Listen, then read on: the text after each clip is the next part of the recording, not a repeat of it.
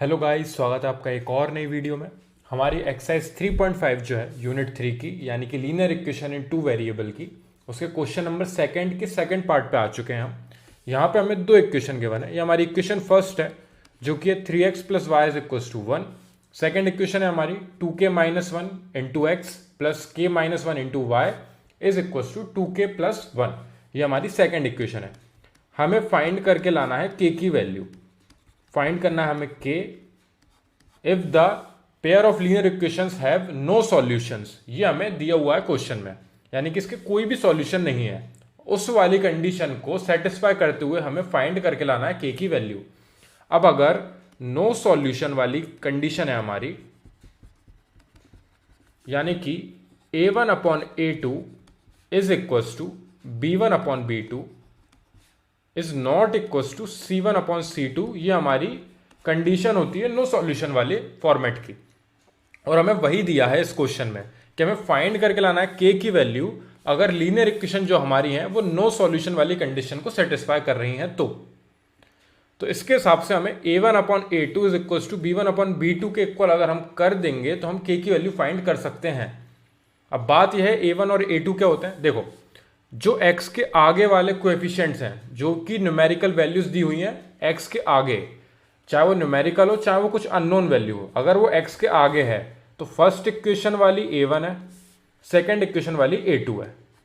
Same y के आगे इधर क्या वैल्यू है, कुछ नहीं है, यानी कि 1 है मल्टीप्लाई में, तो ये 1 आपका b1 है और यहां पे ये k माइनस 1 आपका b2 है।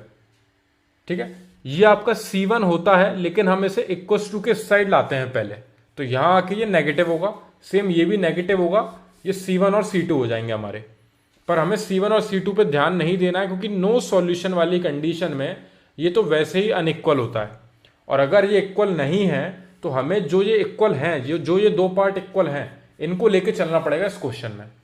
यानी कि इसके हिसाब से हमारी a1 की जो वैल्यू है वो हमें पता है कि 3 है, a2 की जो हमारी वैल्यू है वो है 2k माइनस 1, b1 की जो वैल्यू है हमारी वो है हमारी 1, क्योंकि y के आगे कोई भी वैल्यू नहीं लिखी हुई है, यानी कि 1 है। ठीक है, और हमारी b2 की वैल्यू है k माइनस 1, क्योंकि y के आगे सेकेंड इक्वेशन में k माइनस 1 लिखा हुआ है। साइन देखना बहुत जरूरी है, प्लस का 3 है, प्लस का 1 है, प्लस का 2k माइनस 1 है और प्लस का ही k माइनस 1 है, तो साइन में कोई भी दिक्कत नहीं है, चारों साइन इक्वल है। अब हमें बस इस कंडीशन में इन वैल्यूज को रखना है, यानी कि a1 upon a2, a1 upon a2 यानी कि 2k minus 1 is equal to b1 upon b2। b1 की वैल्यू हमारी 1 अपॉन b2 है हमारा k माइनस 1।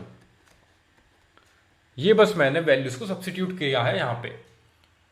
जो मेन चीज हमारी थी वो ये था कि हमें नो सॉल्यूशन की कंडीशन पता होनी चाहिए। अगर ये नहीं पता हमें और अगर हम इसे गलत लिख लेंगे तो हमारा पूरा क्वेश्चन गलत हो जाएगा।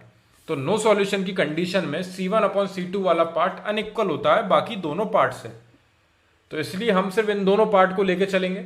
इन दोनों पार्ट को लेके चलेंगे तो वहां पे हमने a1 और a2 को सब्स्टिट्यूट करा जो कि x के आगे लिखी हुई थी वैल्यूज, और b1 और b2 को सब्स्टिट्यूट करा जो कि y के आगे लिखी हुई थी वैल्यूज।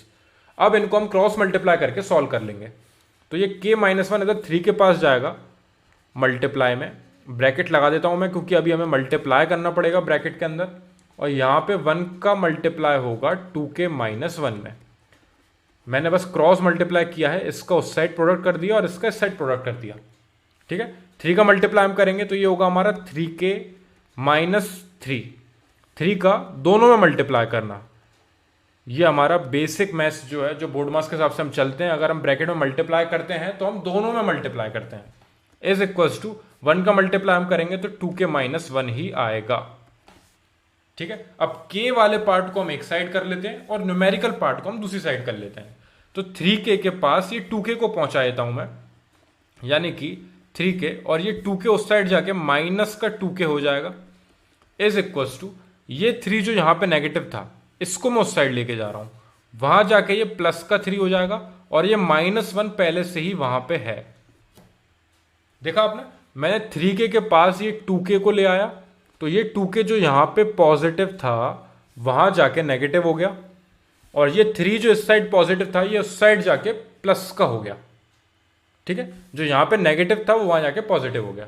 अब 3k में से 2k आपके सब्ट्रैक्ट होंगे तो आपको बचेगा k is equals to 3k में से 2k सब्ट्रैक्ट हो गए हमारे, तो हमें k मिला, और 3 में से हमारे बन गए तो यहाँ पे हमें 2 मिला, यानी कि k की वैल्यू हमारी आ गई है 2। तो k की वैल्यू अगर हमारी 2 है तो ये नो सॉल्यूशन वाली कंडीशन को सेटिस्फाई करेगा, ठीक है। इस तरीके से क्वेश्चन मिलेंगे, 2 इक्वेशन आपको गिवन रहेंगी, क्योंकि लीनियर इक्वेशन इन 2 वेरिएबल वाले पूरी यूनिट में आपको 2 इक्वेशंस मिलती हैं, दोनों में x और y होते हैं आपके। उन x और y की वैल्यूज फाइंड करने आ रही थी अभी हमें, जो हम cross multiply method, substitution method या फिर एलिमिनेशन मेथड के थ्रू सॉल्व कर रहे थे। अब यहाँ पे थोड़े उन्होंने कंडीशन ही बदल दी, उन्होंने हमें 3 कंडीशन पढ़ाई, एक नो सॉल्यूशन की, एक यूनिक सॉल्यूशन की और एक इन्फिनाइट मैनी सॉल्यूशन की। यहाँ पे हमें उन्होंने कंडीशन यहाँ पे लिख दी थी कि आपको नो सॉल्यूशन दिया हुआ है इन दोनों इक्वेशन के लिए, तो आपको ये वाला फॉर्मेट लेके चलना पड़ेगा, और इस वाले फॉर्मेट के हिसाब से a1/a2 जो है b1/b2 के इक्वल तो होता है, लेकिन c1/c2 के इक्वल नहीं होते हैं ये दोनों। तो उसके हिसाब से हमने a1 a2 b1 b2 की वैल्यू यहाँ पे सब्स्टिट्यूट करी। a1 a2 कहाँ से पता चलेगा, जो x के आगे हमारी वैल्यू है फर्स्ट इक्वेशन में वो a1 है, जो y के आगे है वो b1 है, और जो हमारा कांस्टेंट वाला पार्ट है वो हमारा c1 है, ठीक है। c1 वाले पार्ट को इस क्वेश्चन में आप नेग्लेक्ट करिए, क्योंकि हमें c1/c2 वाले पार्ट को नहीं करना है कुछ भी, क्योंकि वो अनइक्वल है, ठीक है। और हमारी सेकंड जो इक्वेशन होती है उसके x के आगे वाली वैल्यू हमारी a2, y के आगे वाली b2, और जो रिमेनिंग पार्ट होता है वो हमारा c2, ठीक है। उस बेसिस पे हमने a1 b1 a2 b2 की वैल्यू यहाँ पे सब्स्टिट्यूट करी, नॉर्मल क्रॉस मल्टीप्लाई करा हमने। यहाँ से हमारा जो नॉर्मल मैथ्स है, जो अभी तक हम पढ़ते आए हैं, कैलकुलेशन करते हैं जो, वो वाला पार्ट लगा है। यहाँ तक का हमारा 10th क्लास का जो हमने अभी नया टॉपिक सीखा है वो वाला पार्ट था, और यहाँ से हमारी कैलकुलेशन स्टार्ट होती है। इस कैलकुलेशन को करके, क्रॉस मल्टीप्लाई करके हमने मल्टीप्लाई करा अंदर, और k से k वाली वैल्यूज को सब्ट्रैक्ट करा और न्यूमेरिकल वैल्यूज को एक साइड सॉल्व किया, जिसके वजह से हमारा k की वैल्यू जो है वो 2 आ चुकी है। क्लियर है।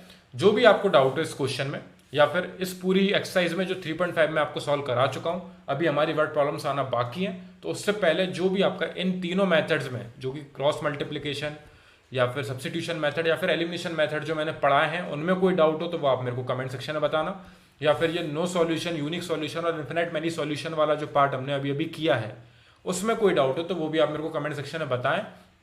उनको हम टोटली सॉल्व करके वर्ड प्रॉब्लम्स पे पढ़ेंगे, उसके बाद हम ग्राफ वाले पार्ट पे आएंगे जो कि हमारा बाकी है अभी। क्लियर है। Thank you very much for watching this video.